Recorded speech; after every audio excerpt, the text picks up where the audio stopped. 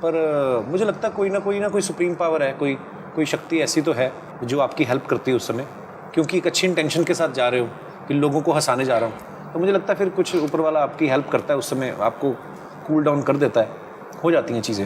ہم مسلمان اللہ سبحانہ و تعالیٰ کو عربی لفظ اللہ سے پکارنا کیوں پسند کرتے؟ ہم مسلمان اللہ سبحانہ و تعالیٰ کو عربی لفظ اللہ سے پکارنا پسند کرتے کیونکہ یہ عربی لفظ اللہ یونیک ہے, ہٹ کے ہے, الگ ہے, اس میں کوئی انسان ملاوٹ نہیں کر سکتا. باقی جتنے اللہ کے جو ترجمے ہیں اس میں انسان ملاوٹ کر سکتا ہے. مثال کے طور پہ انگریزی میں کہتے ہیں گاڈ, گاڈ کو اگر جوڑیں گے ایس ہو جاتا ہے گاڈز, یعنی ہوش سے خدا. اسلام میں اللہ کی جمع نہیں ہے. کل ہو اللہ احد, کہو کہ اللہ ایک ہے. ہم گاڈ کو جب جوڑتے ہیں DESS ہو جاتا ہے گاڈس, یعنی مؤنث خدا. اللہ سبحانہ و تعالیٰ کا کوئی جنس نہیں, نہ مذکر نہ مؤنث. اللہ از اے یونیک ورڈ, علیحدہ ہے, ہٹ کے ہے. جب ہم گاڈ کو جوڑتے ہیں فادر ہو جاتا ہے گاڈ فادر, وہ میرا گاڈ فادر ہے, وہ میرا آقا ہے, وہ میرا پالنے والا ہے. ہم کہتے ہیں نا ہی از مائی گاڈ فادر. اسلام میں اللہ فادر, اللہ ابا جیسا کوئی لفظ نہیں. ہم جب گاڈ کو جوڑتے ہیں مدر ہو جاتا ہے گاڈ مدر. اللہ مدر یا اللہ امی جیسا کوئی لفظ نہیں. اللہ ایک ہٹ کے لفظ ہے, یونیک. جب ہم گاڈ کے آگے لگاتے ٹن ہو جاتا ہے ٹن گاڈ, مطلب فیک گاڈ. اسلام میں ٹن اللہ جیسی کوئی چیز نہیں. اسی لیے ہم مسلمان اللہ کو عربی لفظ اللہ سے پکارنا پسند کرتے ہیں. اور جتنے بھی ترجمے ہیں وہ صحیح ترجمے نہیں. مثال کے طور پہ اردو میں ہوتا ہے خدا, خدا کا ہو جاتا ہے خدا او. ہندی میں کریں گے دیو, ہو جاتا ہے دیوی, دیوتا. ایشور ہو جاتا ہے پرمیشور. سب میں ملاوٹ ہو سکتی ہے. اسی لیے میں کہتا ہوں ہم مسلمان اللہ کو عربی لفظ اللہ سے پکارنا پسند کرتے. لیکن جب کوئی مسلمان غیر مسلمان سے اللہ کا ذکر کر رہا ہے اور وہ غیر مسلمان اللہ کے بارے میں نہیں جانتا ہے, اور جب آپ اس کا ترجمہ کرتے انگریزی میں گاڈ یا اردو میں خدا, تو مجھے کوئی اعتراض نہیں. لیکن میں آپ سے یہ کہنا چاہتا ہوں کہ گاڈ یا خدا یا ایشور اللہ سبحانہ و تعالیٰ کا صحیح ترجمہ نہیں ہے.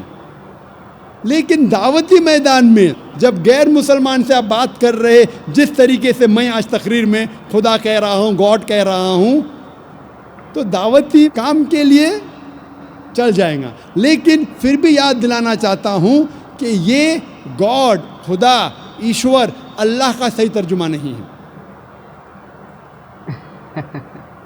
اور اللہ سبحانہ و تعالیٰ کی جو صفت ہے وہ یونیک ہونا چاہیے, ہٹ کے, الگ. جب بھی آپ صفات بیان کریں گے فوراً صرف اللہ کی طرف ان صفات کا اشارہ ہونا چاہیے. اگر وہ صفت اللہ کے علاوہ کسی اور کی طرف اشارہ کرتی ہے تو وہ صحیح صفت نہیں ہے. مثال کے طور پہ آپ جانتے ہوں گے ایک انسان جس کا نام تھا نیل آرمسٹرانگ.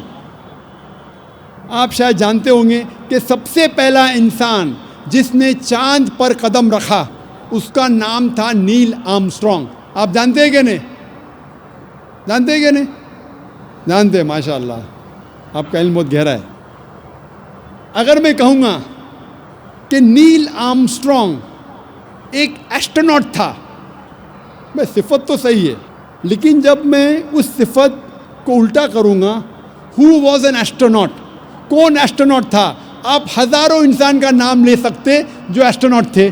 وہ ایک یونیک صفت نہیں ہے. اسی طریقے سے میں کہوں گا کہ نیل آرمسٹرانگ ایک امریکن تھا, صفت تو صحیح ہے لیکن یونیک نہیں ہے, علیحدہ نہیں ہے, ہٹ کے نہیں ہے.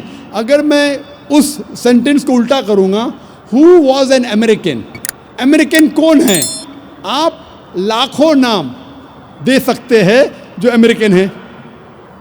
تو ایسی صفت دو جو صرف اس شخص کی طرف اشارہ کرے. مثال کے طور پہ میں کہوں گا Neil Armstrong was the first man who set foot on the مون.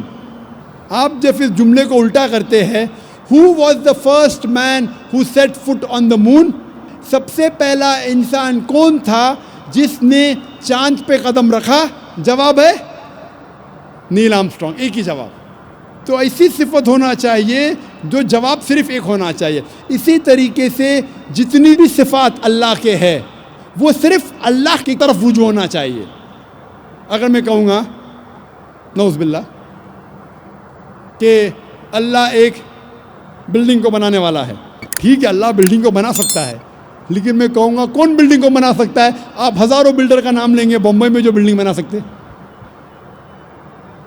تو یہ صفت یونیک ہونا چاہیے.